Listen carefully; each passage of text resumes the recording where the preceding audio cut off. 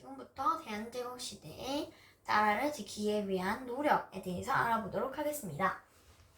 먼저 조선시대의 조선 정부는 너무 쉽게 외세에 의존했는데요. 청에게 도움을 요청하고 러시아를 끌어들이는 것 같이 외세에 의존을 했습니다. 이런 상황에서 1904년에 러일 전쟁이 일어납니다. 러일 전쟁은 일본이 우리 대한제국을 차지하기 위해서 러시아와 전쟁을 벌인 그런 전쟁입니다. 그래서 대한제국이 두 나라 사이에 전쟁이 일어나자 두 나라 사이에서 중립을 선언합니다. 하지만 일본은 우리나라의 중립 선언을 무시하고 대한제국의 토지를 군사용지로 사용한다는 내용의 조약을 강요합니다. 그리고 전쟁에 필요한 물자 운반에 한국인을 대거 동원하고 독도를 자기네 땅으로 강제 편입시키기까지 합니다. 이런 일본의 행동들은 국제법상으로도 명백한 불법 행위였습니다. 일본이 독도를 자기네 땅으로 편입시켰다고 했죠. 그러면 일본은 왜 우리 독도를 자신의 땅으로 편입시키려고 했을까요? 왜냐하면 재판소에 독도 문제를 제소하여서 독도를 영토 분쟁 지역으로 만들려는 속셈이었습니다. 그래서 우리는 독도가 우리나라 땅이라는 것을 증명해야 했는데요. 그래서 이제부터 독도가 우리나라 땅이라는 그런 증거들을 한번 살펴보도록 하겠습니다. 먼저 삼국사기에 이사도가 우상국을 점령했다는 내용이 있죠. 그 다음에 세종실록 지리지라는 책에서도 울릉도와 독도를 말하면서 날씨가 맑으면 서로 보인다고 말했고, 그 다음에 신라시대에 이 두 섬을 우상국으로 불렀다라는 내용을 말하고 있었습니다. 그 다음에 일본 역사에서도 이런 내용이 있죠.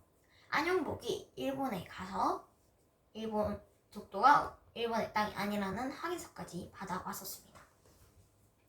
그 다음에 1868년에도 일본의 행정기구인 태정관에서 직접 조사를 한 뒤에 태정관 지령을 편찬했습니다. 태정관 지령에서는 독도가 일본의 땅이 아니라는 내용이 명시되어 있습니다. 그럼에도 불구하고 1905년에 일본은 주인 없는 땅이었던 독도를 자기네 땅으로 편입시켰다고 주장을 했습니다. 하지만 광복 후에 우리나라는 대한제국 영토 주권을 회복하게 됩니다.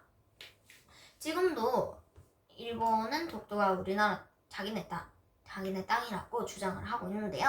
그래서 2005년에 다케시마나를 제정하고 2008년에는 이제 교과서에 독도가 일본의 땅이라고 나오게 했습니다.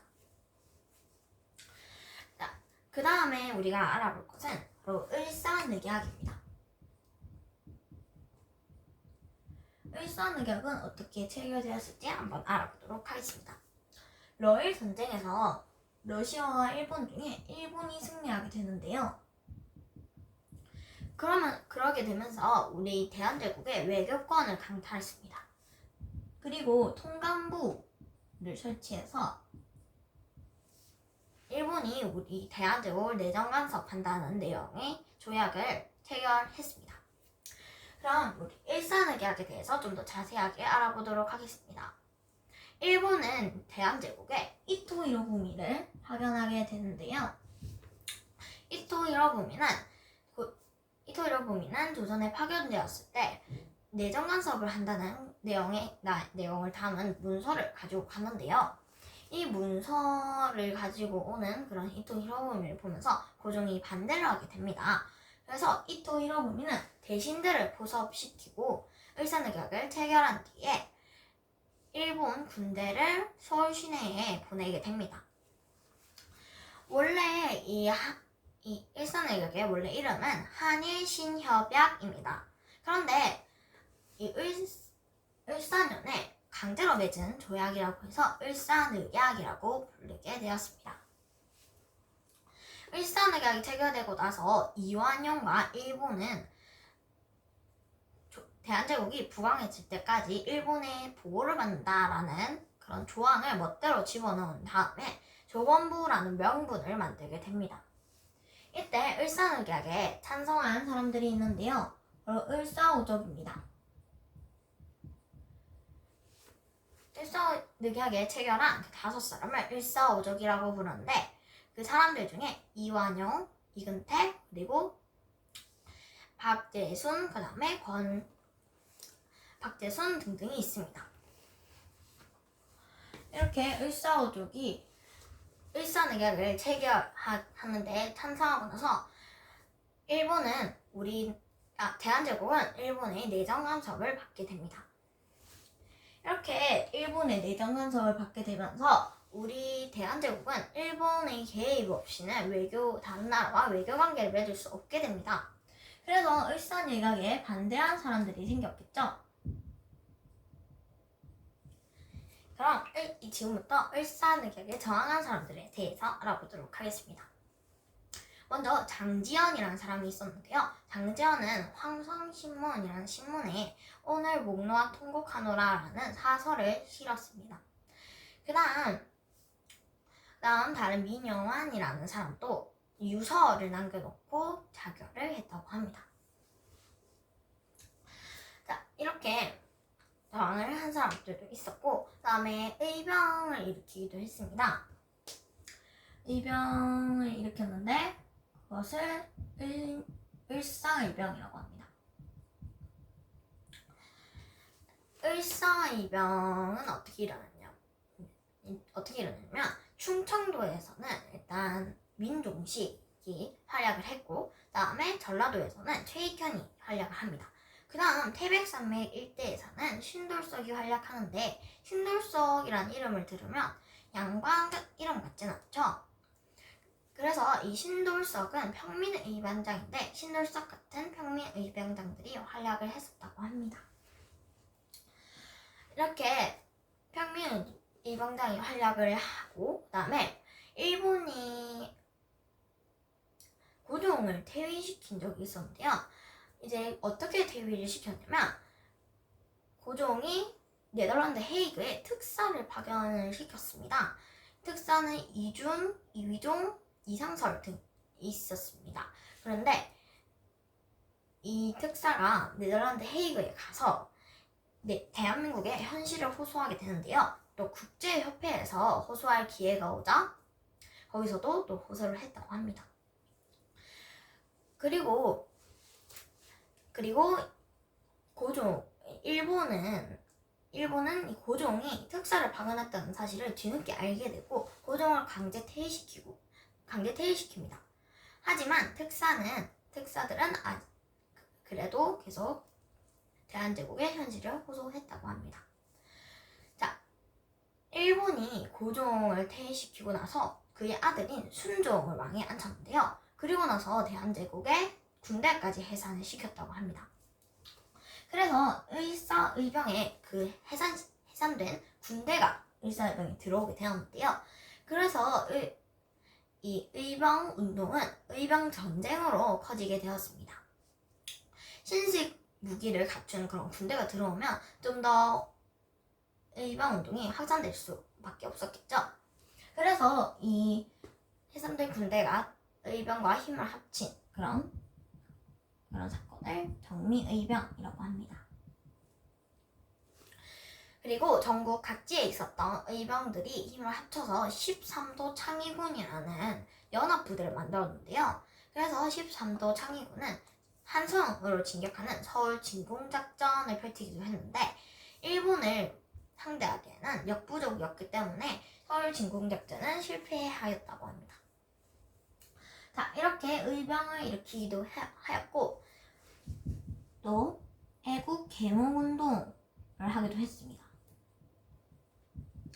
애국 계몽운동은 무엇일까요? 애국 계몽운동은 학교를 설립하고 신문이나 잡지를 발간해서 사람들을 계몽시키려고 했는데요. 그리고 1907년에 대구에서는 국제무상운동이라고 해서 그런 빚을 갚는 그런 운동이 시작되었는데요.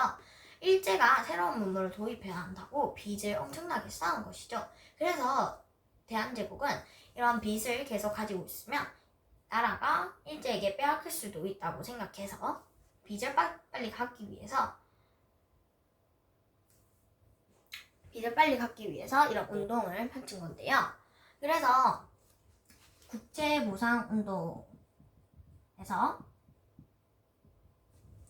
국제무상운동에서 비녀와 담배를 팔면서 국제무상운동을 진행했다고 합니다.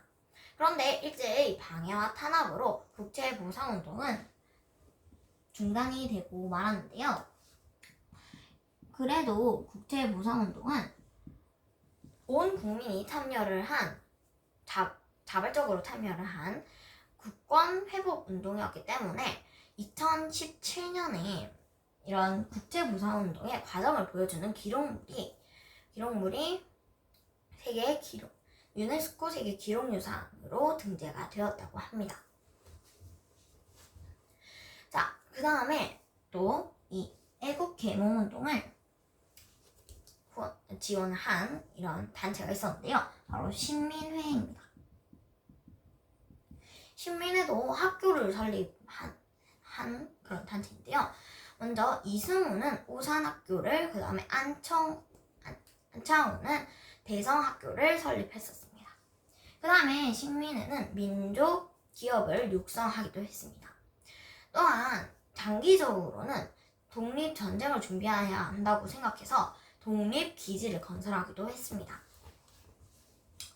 자, 그리고 독립기지를 건설할 때 앞장선 사람이 있었는데요. 바로 이회영입니다. 이회영은 조선시대의 명문가입니다. 이회영은 1910년 8월 29일에 대한제국의 나라가 일제에 빼앗기게 되자 재산을 정리하고 만주로 명명길에 오르게 되는데요. 거기서 한인들이 정착할 수 있는 마을을 만들고 그다음에 신흥무관학교의 전신인 신흥강습소를 세웁니다. 자, 그 다음 우리가 이렇게 의병, 애국계몽운동, 신민회에 대해서 알아보았습니다. 그 다음에 또 다른 전환이 있었는데요. 바로 의거활동입니다. 의거활동은 어떻게 되었을지 한번 알아보도록 하겠습니다. 자, 먼저 의거활동의 첫 번째는 1904년에 우리가 제1차 한일 시협약을 맺었잖아요. 그래서 그때 일본이 추천하는 일본 재정고문과 그다음에 외국인 외교 고문을 두게 되었는데요. 그때 외국인 외교 고문으로 대한제국에 파견된 사람이 스티븐스입니다. 스티븐스는 일제의 한국 침략에 대해 옹호하는 발언을 하고 다녔는데요. 그래서 스티븐스를 가만둘 수 없었겠죠. 그래서 장인환 정명훈은 스티븐스를 처단하게 됩니다. 그런데 스티븐스를 처단했을 때 신기한 것은 장인환 정명훈이 둘이 같이 계획을 짠 것이 아니라 어느 날 우연히 같은 날 같은 시간 같은 뜻으로 마주쳤다는 사실입니다. 또한 안중근 의사가 있었는데요. 안중근 의사는 러시아에서 일병을 만들어서 항일운동을 전개한 사람입니다. 안중근은 항일운동이 일본에 의해서 중단이 되자 다른 방법을 찾다가 동료들과 손가락을 자르는 반지동맹을 맺고 이토 히로부미를 처단할 계획을 세웁니다. 그러면서 체가부에는 우도선과 조도선이 대기하기로 합니다. 체가부에는 우독선과 우덕순과 조도선이 대기하기로 하고, 그다음에 하얼빈에서는 안중근이 대기하기로 합니다. 그런데 딱 당일에 러시아 공비병들이 체가구의 문을 잠그는 바람에 계획이 틀어지고 맙니다. 그래서 안중근만이 남았는데요. 안중근은 하얼빈에서 이토 히로부미를 기다리다가 이토 히로부미가 도착하자 총탄 3발을 명중시켰다고 합니다. 이토 히로부미는 열차에 가서 응급처치를 받았지만 결국 죽었습니다. 2월 14일이 발렌타인데이죠. 그런데 이 2월 14일은 안중근 의사가 사형 선고를 받은 날이기도 합니다. 이렇게 많은 사람들이 일본에 저항하는 그런 의지를 가지고 있었는데요. 그런데 이렇게 많은 사람들이 저항했음에도 불구하고 우리 대한제국은 1910년 8월 29일에 일제의 나라를 빼앗기게 됩니다. 여기까지 대한제국 시대의 나라를 지키기 위한 노력에 대해서 알아보았습니다. 감사합니다.